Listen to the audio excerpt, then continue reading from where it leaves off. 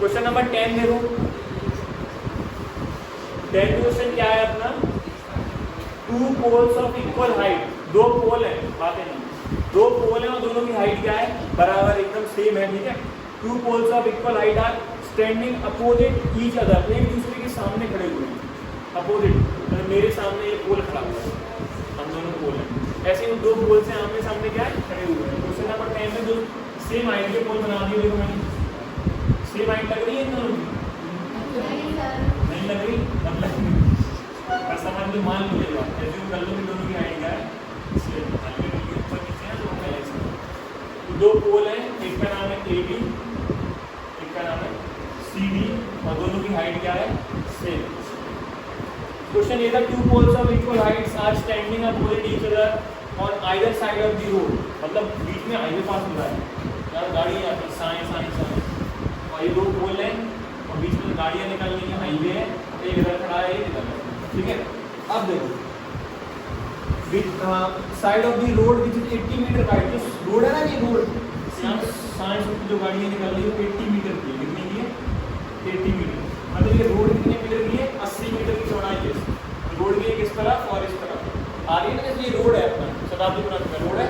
एक इधर पोल है, एक इधर पोल, और बीच में रोड की चौड़ाई है, पोलों के बीच की रोड की 80 मीटर, ठीक है। आगे देखते हैं, from a point between them on the road, between का मतलब बीच में, बिटवीन मतलब बीच में, और बीच का मतलब कहीं ना कहीं होता है, मिड पॉइंट की बात अलग होती है, बिल्कुल बीच में, और बिटवीन मतलब उन दोनों के बीच में, तो बीच में मतलब यहाँ हो, हमें क्या पता था, एक पॉइंट मान लिया सपोज है, उन दोनों के बीच में एक पॉइंट मान लिया मैं, वो ये। अब बोला क्या गया है कि from a point between them on a road the angle of elevation of the top of poles are 60 and 30 degree. अब देखना, कोई एक पॉइंट है बिटवीन, कहीं भी हो सकता है, अभी मैंने मान लिया सपोज कर लिया कि पॉइंट कहाँ है, यहाँ पे, ठीक है, मान लिया मैंने कहाँ पे है, यहाँ पे, पॉइंट का नाम क्या दे दूँ, एफ दे दिया, पॉइंट का तो पी नाम दे देते, बहुत अच्छा है, पॉइंट का नाम क्या दे दिया, पी। अब दोनों के टॉप से एंगल ऑफ क्या बन रहा है, एलिवेशन, दोनों के टॉप से एंगल ऑफ एलिवेशन बन रहा है, ठीक है। अब एंगल ऑफ एलिवेशन कितना कितना बनता है, फटाफट से बता दो मुझे, 60 और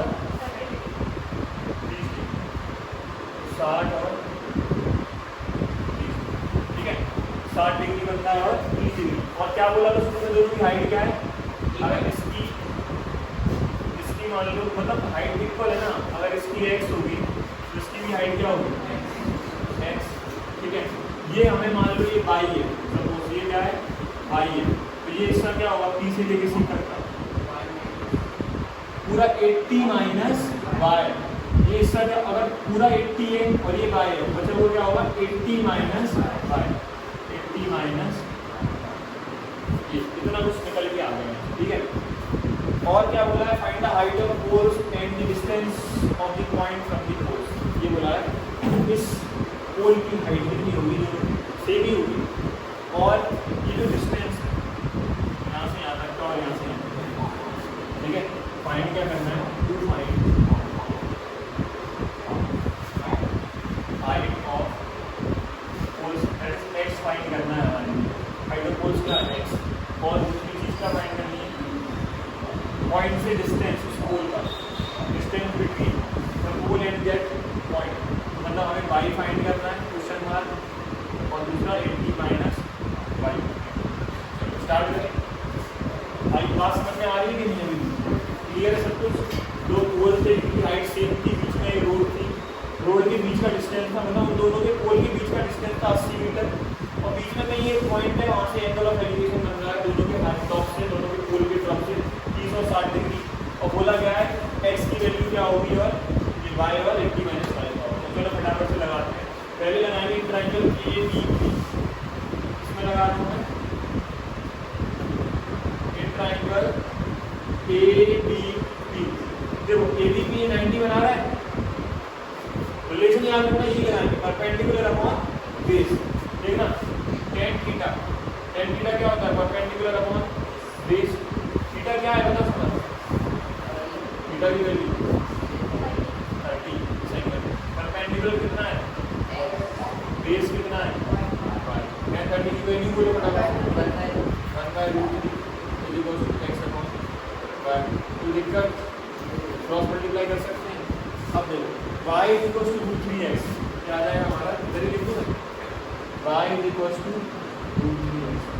इक्वेशन फर्स्ट मान लेंगे क्या आ गया, y is equal to √3x। अब हम आगे चलते हैं, इसका काम मतलब हो गया। अब इस ट्रायंगल में आ गए, इन ट्रायंगल DCP कौन सा वाला DCP, DCP ट्रायंगल में लगाएंगे अगर हम तो देखो DCP में भी कोई इन दोनों का रिलेशन लगेगा, हाइपोटेन्यूज से तो मतलब नहीं है, अलग अलग है तो किसका लगेगा, परपेंडिकुलर और बेस का। तो आगे tan theta perpendicular upon base, angle कितना है 60, परपेंडिकुलर कितना है सेम x और बेस कितना है 80 - 1 80 - 1 tan 60 की वैल्यू बोलो x अपॉन 50 - 1 और मल्टीप्लाई करें 80 - y का मल्टीप्लाई किससे होगा √3 से इक्वल टू x कर दो, कितना आ जाएगा 80√3 - y√3 is equal to x। एक रिलेशन निकल के आ गया। तो y की वैल्यू क्या है, अब इसको मान लिया मैंने सेकंड इक्वेशन, मतलब क्या करना put y is equal to √3x in equation number second. मैंने क्या किया, जो y की वैल्यू है √3x, y की जगह डाल दूंगा मैं √3x इस इक्वेशन में सेकंड वाली इक्वेशन देखना 80√3 तो पहले से था, माइनस y की जगह क्या डाल रहा हूँ, y की जगह आ जाएगा √3x into √3 is equal to again 80√3 minus √3 into √3 कितना हो गया 3 बन गया 3x is equal to x minus 3x हो जाएगा, क्या हो जाएगा 80√3 is equal to x plus 3x that is 4x। 80√3 is equal to 4x, 4 कहाँ जाएगा 80√3 upon 4 is equal to x 20। x कितना आ गया 20√3। x का मतलब क्या आ गया, हाइट ऑफ पोल्स। तो हमारी हाइट ऑफ पोल्स क्या आ गई 20√3। अब बचा क्या डिस्टेंस, तो पहले मैं y निकाल, y देखो कैसे आएगा फ्रॉम इक्वेशन फर्स्ट, पहली साइड में लेगा फ्रॉम इक्वेशन फर्स्ट। y बराबर कितना दिया था √3x, तो देखना √3 x की वैल्यू कितनी आई अभी, x की वैल्यू कितनी है 20√3, तो मैं x की जगह क्या डाल दूंगा 20√3। देखना √3 क्या हो गया 3 इंटू 20 कितना आ जाएगा 60 मीटर। लो एक और चीज आ गई, अब क्या बचा 80 - 5, 80 - 5 तुम आराम से निकाल दोगे 80 - y is equal to 80 - y कितना आया 60, तो कितना आ जाएगा 20 मीटर। लो तीनों का आंसर आ गया। एक नोट करो, कोई बात अगर अभी भी कर लेंगे तो का बड़ा इजी क्वेश्चन है, दो पोल से मेरी हाइट